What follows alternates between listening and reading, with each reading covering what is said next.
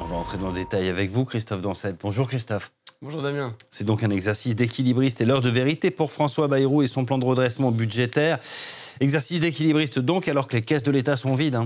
Mais c'est tout le problème, Damien. Le déficit public était de 5,8% l'année dernière, 5,8% du produit intérieur brut. Et c'est donc très très loin de la limite de 3% fixée par Bruxelles, qui a déjà lancé une procédure pour déficit excessif contre la France. Les agences de notation sont en alerte. Certaines ont même déjà abaissé la note de la dette française, puisque la dette, elle dépasse les 3 300 milliards d'euros. Ça fait 114% du produit intérieur brut.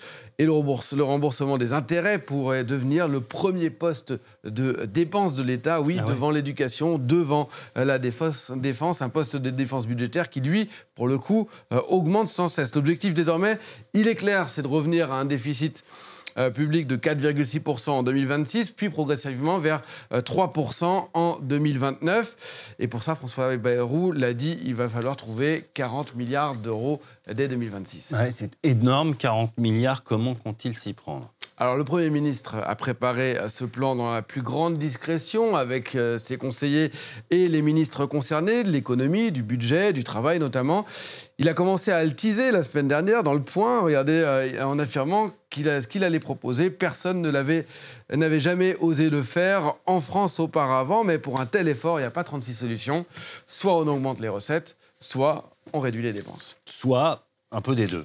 Probablement Damien, sauf que côté recettes, Emmanuel Macron l'a répété, il n'y aura pas d'augmentation d'impôts. C'est sa ligne rouge, ceux qui proposaient notamment une taxe Zuckman pour les ultra-riches, en ce moment, probablement pour leurs frais. Alors Matignon mise sur des mesures plus symboliques, peut-être la suppression d'un jour férié, ou encore plus symbolique, autoriser les boulangeries à ouvrir 7 jours sur 7. Mais soyons honnêtes, ça ne changera rien au fond du problème. L'essentiel passera donc par des économies.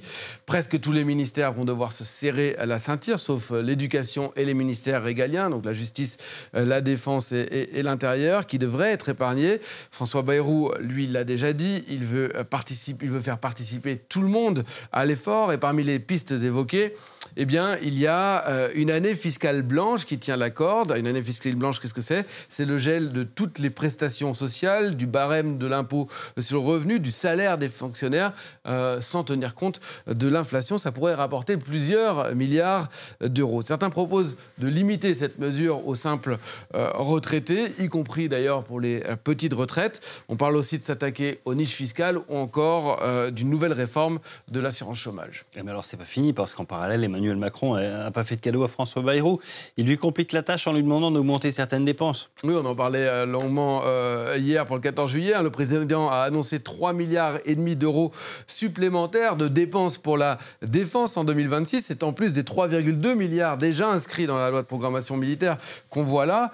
Ça fait au total plus de 6,5 milliards à financer en plus dès 2026 et une somme similaire en 2027. Le budget de la défense aura ainsi doublé par rapport à 2017 en 2027. Emmanuel Macron a laissé son Premier ministre le soin de trouver cet argent pour le financer. On va écouter ce qu'il a dit. Et je veux ici le remercier pour son travail et à ses côtés avec tous les ministres qu'il a mobilisés. En tout état de cause, nous refusons que ce réarmement passe par l'endettement. Notre indépendance militaire est indissociable de notre indépendance financière. Il sera donc financé par plus d'activité et plus de production. Le problème, c'est qu'avec la situation actuelle, avec un gouvernement sans majorité, cela refroidit les entreprises dans leurs investissements et dans leurs embauches. Le contexte international aussi, avec les menaces de Donald Trump sur les droits de douane européens. Conséquence, les prévisions de croissance sont revues constamment à la baisse, notamment par l'OCDE qui les revoit à la baisse à 0,6% pour 2025. Le chômage, lui, remonte. Aujourd'hui, la France est perçue finalement comme l'homme malade de l'Europe. Et qui dit moins de croissance dit moins de rentrée fiscale, donc une équation encore plus difficile.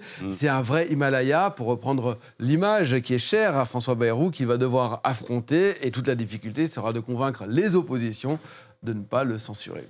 Merci beaucoup, Christophe.